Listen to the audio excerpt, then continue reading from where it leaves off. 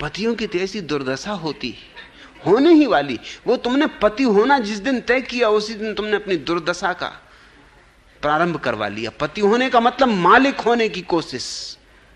कौन तुम्हें मालिक बनाएगा? तो यूं बाहर तुम फिरते रहो मुर्गों की तरह कलगी उठाए कि मैं मालिक हूं। घर में घुसते ही एकदम पूंछ दबा लेते हो,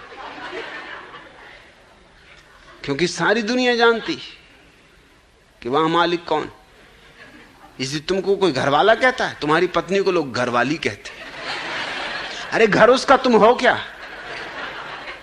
घुस जाने देती यही बहुत। बाहर अकड़े फिरते हो छाती फुलाए। और पत्नियां कुशल हो गई, चिट्ठी वगैरह लिखती तो लिखती आपके चरणों की दासी, और मनी मन में हंसती, जानती कि चरणों का दास है कौन। अरे जब तय ही है कि चरणों के दास तुम हो तो लिखने में हर्जा क्या है? लिखने में डर भी क्या है?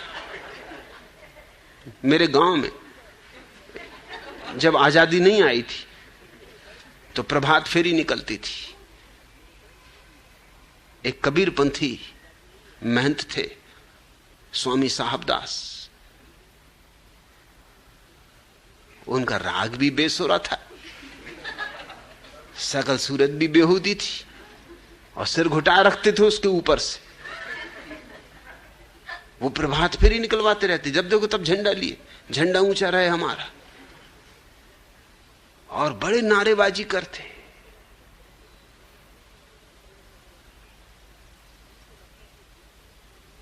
पुराने ऋषि मुनियों के हिसाब से उनने भी एक रखेल रख छोड़ी थी। अब उनको रखेल कोई ढंग की स्त्री तो मिल नहीं सकती थी, खुद भी आदमी ढंग के नहीं थे। एक तो कबीरपंथी महंत,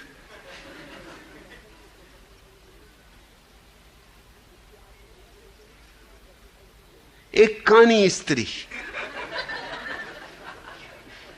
जिसको सिवा कोई महंत के और पसंद हो भी करता भी नहीं। अब महंत भी मुश्किल में थे कि जैसी भी है कानी कूतरी ठीक है, मतलब स्त्री और दूसरी कोई मिलती भी उनको कहां, कम से कम स्त्री तो है। मगर वो कानी थी भी मुंहफट, उल्ट सीधे बोलने वाली। मैं उनके बगीचे में घुस के उनके अमरूद वगैरह तोड़ा करता था, स्वयं उनके अमरूद के झाड़ों पर बैठा कभी कभी उनकी लीला देखता रहता था। उन्होंने मुझे एक दिन पकड़ लिया अमरूद तोड़ते हुए, मुझे पकड़ के ले चले पिता के पास। मैंने कहा देखो मैं भी आपको कह देता हूं कि फिर मैं भी आपकी लीला की सब बात कह दूंगा। कौन सी लीला? उन्होंने कहा, मैंने कहा वो जो कानी बाई के साथ लीला चलती। अरे उन्होंने कहा बेटा अमरूद तेरे हैं, तू कहां? अरे तू तो अपने घर का ही, तेरे पिता से हमारी दोस्ती है, चल चल तू कहां जाता? मैंने कहा चलना नहीं पिताजी के पास। कह रहे छोड़ बात जाने दे, तुझे जब आना हो आ गए, और कोई ऐसे चोरी से दीवार चढ़ के और अमरूद पे चढ़ने की जरूरत नहीं, दरवाजे से आ गए, घर तेरा, मगर ये बात किसी से कहना मत। कानी बाई ने भी देखा, कह रहे साहबदास इस छोकरे से डरते, कानी बाई से मेरी दोस्ती भी हो गई। मैंने दिन कानी बाई से पूछा कि ये साहबदास को ये क्या झंडा लिए फिरते हैं सुबह रोज, झंडा ऊंचा रहे हमारा। अब उसने कहा तुमसे क्या छिपाना, डंडा ऊंचा होता नहीं, सिर्फ झंडा ऊंचा किए फिरते। अरे एक आध बच्चा तो पैदा करके बताएं।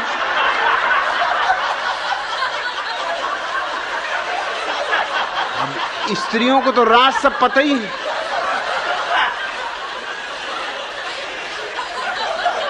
उस दिन से मुझे एक राज और पता चल गया। तब से तो उनके घर में जो भैंस थी उसकी खीर भी मुझे मिलने लगी।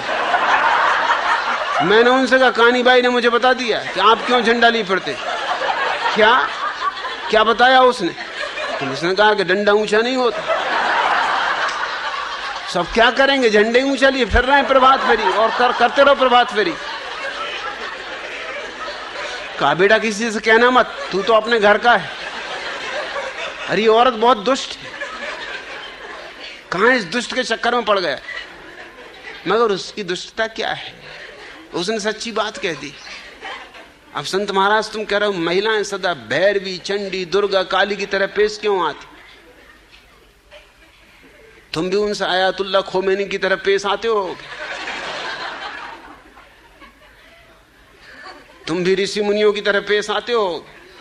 वो तो आएंगी फिर भैरवी, चंडी, दुर्गा, वो तो बनेंगी। उन्होंने अच्छे अच्छों को पछाड़ा। तुमने काली माई की प्रतिमा देखी? शिव जी नीचे पड़े हुए उनकी छाती पर नाच रही। उन्होंने अच्छे अच्छे शिव जी वगैरह को भी चारों खाने चित्त कर दिया और देखा कि कितनी मालाएं पहने हुए आदमियों के खोपड़ियों की। ये समझो सब प्रेमियों के उन्होंने प्रेम पत्र लटका रखे कि इतनों का खात्मा कर चुके। है कोई और माई का लाल? एक सेल्समैन दरवाजे पर दस्तक देने ही वाला था कि दरवाजा खुला और एक आदमी बाहर आके मुंह के बल गिरा। सेल्समैन ने उससे कहा, मैं घर के मालिक से मिलना चाहता हूं। उस आदमी ने जवाब दिया, अंदर चले जाओ, अभी अभी फैसला हो चुका कि मालिक कौन। अब तक मैं सोचता था मैं ही हूं, अब मेरी हालत तुम देख ही रहे हो। अब मालिक नहीं, मालकिन। भीतर जा भैया। पत्नी की हालत गंभीर थी, डॉक्टर बुलाना पड़ा। उन्होंने राय दी केस सीरियस है, बहुत हुआ तो 1 महीना और। सेठ चंदूलाल, मुझे बड़ा दुख है लेकिन सत्य तो कहना ही होगा, इससे अधिक नहीं बचेंगी। सेठ चंदूलाल ने ठंडी सांस भरी और बोले, जहां 25 साल काट दिए, चलो 1 महीना और से। तुमने जिसको विवाह समझ रखा है वो विवाह क्या है? उस विवाह के जड़ में सड़ांध है। पति का अर्थ होता है मालिक। पति शब्द का अर्थ मालिक होता है। और पति समझाते रहे स्त्रियों को कि पति को परमात्मा समझो। मालिक होने से भी उनका दिल नहीं भरा, परमात्मा समझो इनको। इनके गुणधर्म वो देखती हैं तो इनको वो शैतान भी मानने को राजी ना हो कि तुम शैतान से गए बीते हो, मगर मानना पड़ता परमात्मा। तो इसका बदला वो लेती, वो इसका मजा चखाती। ये प्रेम के आधार पर खड़ा हुआ विवाह नहीं, इसलिए ये सारे दुष्परिणाम हो रहे हैं। जज साहब ने अपने एक अपराधी से कहा, हमें यह भी बताया गया है कि बरसों से तुमने अपनी बीवी को डरा धमका के रखा है और एक प्रकार से अपना गुलाम बना रखा है। अपराधी ने हकलाते हुए कहा, हुजूर देखिए हुजूर, बात यह है कि जज ने बाट काटते हुए कहा, सफाई पेश करने की आवश्यकता नहीं, तुम केवल इतना बता दो कि चमत्कार किस प्रकार कर लेते। कौन अपनी पत्नी को गुलाम बना कर रख सका है? लेकिन गुलाम बनाने की आकांक्षा में ही उपद्रव शुरू हो जाता है। फिर वो भी तुम्हें गुलाम बनाना चाहती है। जरूर उसके ढंग स्त्रीण होंगे। तुम मारपीट कर सकते हो, वो मारपीट नहीं करेगी। उसके प्रकार परोक्ष होंगे, लेकिन वो तुम पर जाल पैदा खड़ा करेगी। वो भी मालिक होना चाहती, तुम भी मालिक होना चाहते हो, कलह शुरू हो गई। प्रेम का अर्थ होता है न मैं मालिक हूं न तुम मालिक हो। संयोग है, नदी नाव संयोग। 2 क्षण को हम एक रास्ते पर मिल गए, खुशी बांट लें। न मेरा तुम पे दावा है न तुम्हारा मुझ पे दावा है।